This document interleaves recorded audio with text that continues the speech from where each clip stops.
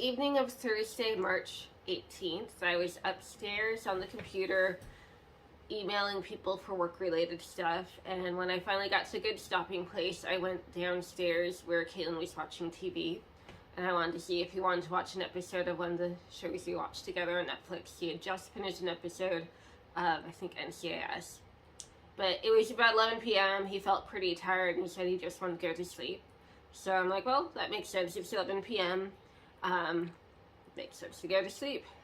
So he lay down on the couch to sleep, but then he said, I can't feel my left side. So I told him to sit up so I could look at his face, and he couldn't sit up on his own. He couldn't move his left side on his own. The left side of his face, when I did look, was drooping. I asked him to smile. He couldn't smile with the left side of his face. I said, this seems like you could be having a stroke. I think I should call 911. He agreed I should call 911. I called 911 and I talked to the dispatcher and explained what was happening. They sent people over right away. First, the medics from the fire department arrived. We live very close to the fire station. They came down and assessed Caitlin and agreed he was probably having a stroke. They got him ready to go to the hospital. Then the medics with the ambulance came and they got him on a stretcher, took him to the hospital. During that time, they talked to Caitlin. Caitlin was responsive. He explained he had a headache. They, also noticed his left side weakness. And I thought Caitlin was probably going to be okay. He did everything the correct way. We called 911 pretty much right away. Caitlin had transient ischemic attacks before, and so we knew what to do, who to call. That time is of the essence, and I felt like, well, we did what we were supposed to do. We called 911 right away. They took him to the hospital. So I figured he probably had a clot in his brain, and they would give him TPA, and he'd get better, just like he had before. Well, when I got to the hospital to join him, I wasn't allowed to ride along in the ambulance. I had to ride in my own car. So when I was allowed to join Caitlin at the hospital, he had gone way downhill in the journey there. When he was home, he was able to talk, maybe a little slurred, but he was able to talk. By the time he got to the hospital, he was no longer able to talk. He was vomiting violently. They were worried he was going to aspirate on the vomit, so they put a ventilator down him. He clearly had, his condition had gotten much worse on the way there. They did images of his brain. I was expecting, again, I thought he had an ischemic stroke where there's a clot in the brain. So I was very surprised when they did the imaging and discovered he had in fact had a brain bleed, the other type of stroke, a hemorrhagic stroke, which is sort of the opposite situation than what I expected. It's not treated the same way at all. With an ischemic, you give the patient TPA to break up the clot. Well, if you're hemorrhagic, you actually want the blood to clot. And Caitlin was on blood thinners because we didn't want his blood to clot, since he had a history of TIAs. He also had a history of coronary artery disease, so he was on blood thinners.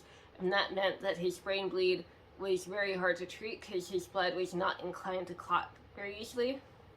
Meanwhile, the pressure in his brain had gotten dangerously high, and so they had me sign permission for a surgeon to drill a hole in his head to relieve that pressure, thereby saving his life. So that was a very scary night, definitely not how I expected it to go. And then they just had to wait for the bleed to clot on its own, basically. They couldn't do a whole lot to make it clot faster. And like I said, it took a long time to clot because of his blood thinners. He was in a coma for about 2 weeks. During the first week, towards the end of that week, he looked like he was starting to come out of it a little. His eyes would open a little bit. Occasionally, if we asked him for a thumbs up, he could give us a bit of a thumbs up with the right hand. So we knew he was in there somewhere, and we thought he was going to get better. But then he got pneumonia, probably because he had the ventilator down his throat. And that just put him deeper into the coma again. And it took him a course of antibiotics another week to really get past that. Once he was healthy enough from the pneumonia, since he still assumed to be in the coma, we had him get a tracheostomy, so he wouldn't be on the ventilator anymore. He'd be able to breathe through a tube in his throat. We also had him get a peg tube so he could be fed directly to his stomach. Before that, he was being fed through a tube through his nose. And then it was just a matter of waiting to see how much he'd wake up. Again, he started to wake up a little. He'd, open eyes a bit. He'd sometimes be a bit responsive with the thumbs up, not always. But there were definitely times he clearly could understand us for short amounts of time. So we started to look into options for long-term care and rehab. The rehab we wanted him to go to was at a nearby hospital, but to participate in that, he'd need to be able to participate in about 3 hours of therapy a day. And at the time, his consciousness was short-term. He wasn't really able to participate in the therapies more than 10-15 minutes at a time before winking back out. So it looked like he might not qualify for that. But then the Thursday that week, so this is about maybe 4 weeks after his initial stroke, I visited him in the morning before work like usual, and he was his usual, like, here for a bit, gone for a bit. But then I went to work, and when I came back after work to visit him again, like usual, all of a sudden he seemed fully awake. He was looking at me much more focused. When I talked to him, he could nod, he could shake his head. He maintained consciousness a much longer amount of time. So that was great. And so we had him, I told the social worker we were working with at the hospital that Kaylin seems to be able to maintain consciousness much better now, much longer, and that our first choice was still that inpatient rehab at the nearby hospital.